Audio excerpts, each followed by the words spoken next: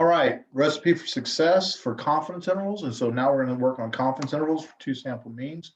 This will be working with scenario one. The very first thing we do, just like we did on a single confidence interval, is define mu1, but this time we have to do it twice for mu1 and mu2.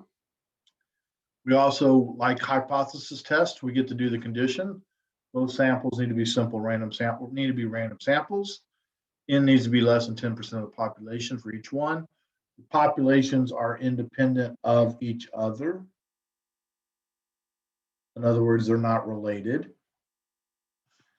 And we need a normal population where N is greater than 30. And obviously we're going to have to do this for both data sets. If we have two data sets, we're going to have to do it for both. So if it's a two sample means, we get to do conditions twice. So we have this new confidence interval formula, but it's not substantially different than what we worked with before.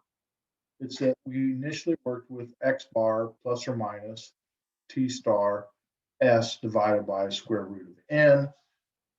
Now we're just accounting for the fact that we have two sample means. So that means we have two sample standard deviations. We know we can't just add standard deviations. We have to square them first. Okay. So the rest of this follows exactly as we have before. So we're going to move on to the question.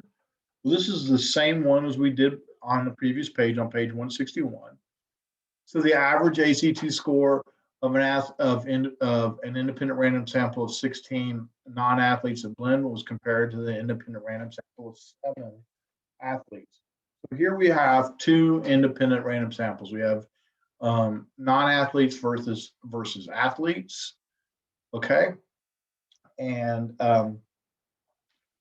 once again, mu1 equals mu2, alternative mu1 greater than mu2, and we want to know, is this consistent? Is this 95% confidence interval consistent with our hypothesis test? So this is why I went ahead and wrote these down. Didn't have to, but this was what our null and alternative were. Let mu equal the true population mean ACT score of non-athletes. Mu2 is the true population mean score of ACT score for athletes. We're going to go ahead and skip the conditions because we previously did them. So I said see page 161 for those conditions. And we're going to go ahead and run the test. All right. So we're going to have a little bit of a problem here, but we'll get to it in just a moment. We're going to go stat test, and we're going to drop all the way down to two sample T interval, which is like a 0. It's really 10, but they don't say 10, it's 0. So press enter. We have data in L1 and L2. Confidence level, they want 0.95.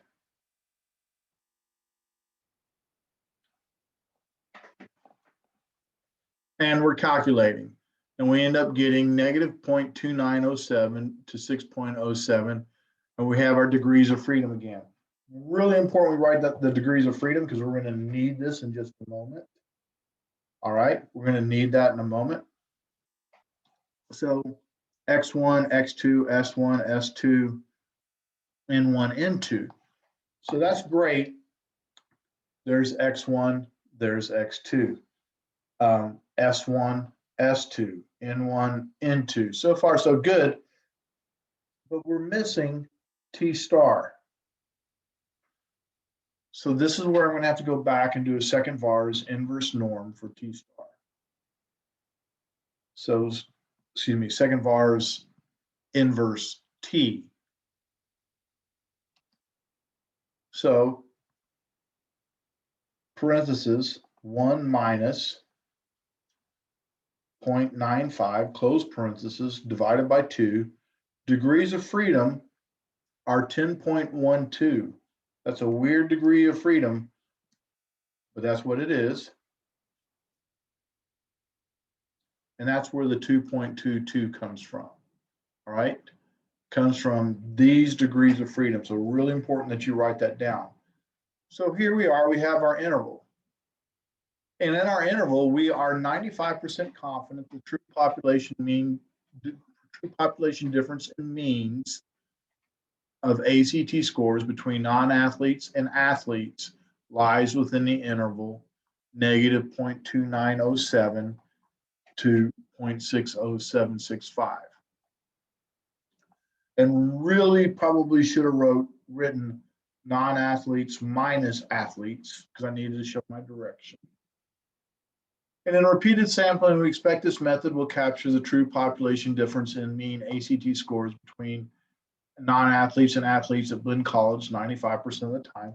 So this really should have said non-athletes minus, and this should have said between non-athletes minus athletes at Blinn College. Now, 0 lies within the interval. Therefore, we're unable to determine whether or not athletes or non-athletes have a higher overall ACT score. Well, that's different. Our confidence interval is not consistent with our hypothesis test.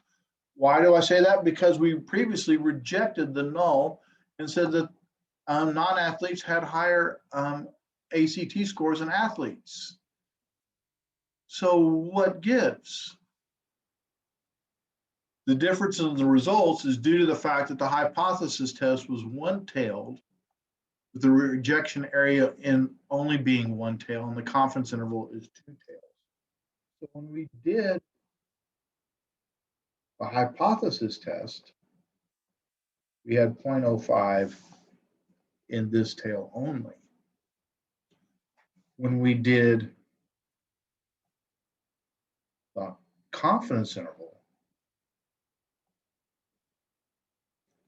we have 0.025 and 0.025. So this rejection zone, or this rejection zone, is smaller than that rejection zone.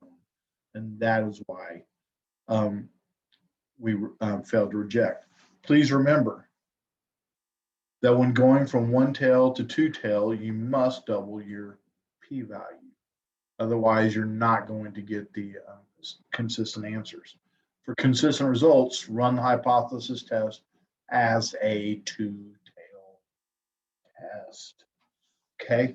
You're like, well, I couldn't do it. That's right, you couldn't have. But if you wanted the results, if you wanted to force the results to be consistent, that's what you would have had to do. All right, so that's page 163 of the notes.